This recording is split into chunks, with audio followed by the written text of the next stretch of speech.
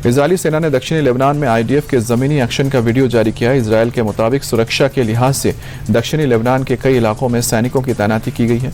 इनका मकसद इजरायल के सीमावर्ती इलाकों में किसी भी तरह के हमलों से नागरिकों की सुरक्षा करना है। इससे पहले इजरायली सेना ने सीमा से सटे लेबनान के तकरीबन 50 गाँवों को खाली करवा लिया था।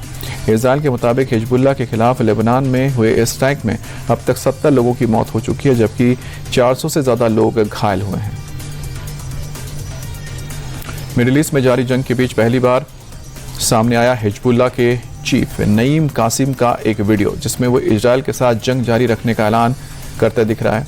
नईम कासिम ने हथियार डालने के लेबनान की सरकार के प्रस्ताव को मानने से इनकार किया।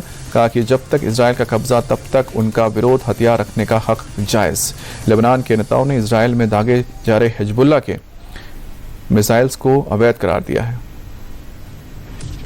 राज्यसभा जाने को लेकर सीएम नीतीश ने सोशल मीडिया प्लेटफॉर्म पर लिखा है। उन्होंने लिखा, राज्यसभा का सदस्य बनना चाहता हूं। संसदीय जीवन शुरू करने के समय से ही मेरे मन में इच्छा थी कि मैं बिहार विधान मंडल के दोनों सदनों के साथ संसद के भी दोनों सदनों का सदस्य बनूं। 2 दशक से भी ज्यादा वक्त तक बिहार की पूरी निष्ठा से सेवा की है। विश्वास बनाए रखने और समर्थन देने के लिए जनता का आभार।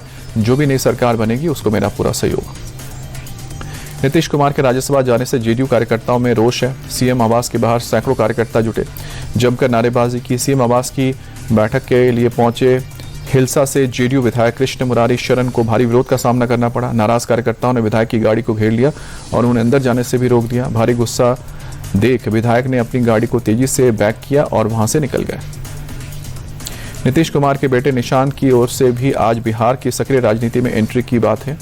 निशांत कुमार आज पार्टी की सदस्यता ले सकते हैं। बताया जा रहा है कि जेडीयू निशांत कुमार को बिहार विधान परिषद में भेजेगी। सूत्रों के मुताबिक निशांत कुमार को अहम जिम्मेदारी मिलने वाली है। उन्हें बिहार का डिप्टी सीएम बनाया जा सकता है। बिहार में 20 साल से 10 बार सीएम बन चुके नीतीश कुमार राज्यसभा के लिए सहमति के बाद नए सीएम के नाम पर चर्चा तेज हो गई है। इस बात की भी चर्चा है कि बिहार में पहली बार बीजेपी का सीएम होगा। सीएम की रेस में केंद्रीय मंत्री नित्यानंद राय का नाम सबसे आगे। मुख्यमंत्री की रेस में डिप्टी सीएम सम्राट चौधरी भी दूसरे नंबर पर सबसे आगे चल रहे हैं।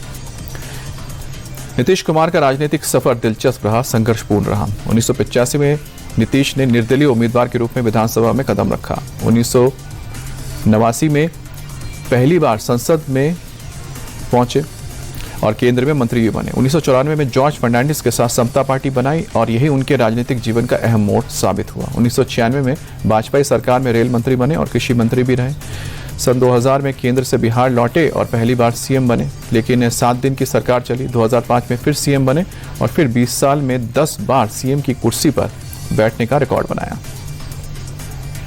उत्तराखंड में हिमालय की गोद में बसे चौबटिया में भारत और जापान के बीच सैन्य अभ्यास धर्मा गार्जियन जोर शोर से चल रहा है। भारतीय सेना और Japan ground self defence force के बीच ये 7वां संयुक्त सैन्य अभियान है। 24 फरवरी से शुरू हुआ ये सैन्य अभ्यास 9 मार्च तक चलेगा। इस बार दोनों देशों के 120 सैनिकों का दल इसमें हिस्सा ले रहा है। ये संयुक्त अभ्यास बारी बारी से भारत और जापान में आयोजित किया जाता है।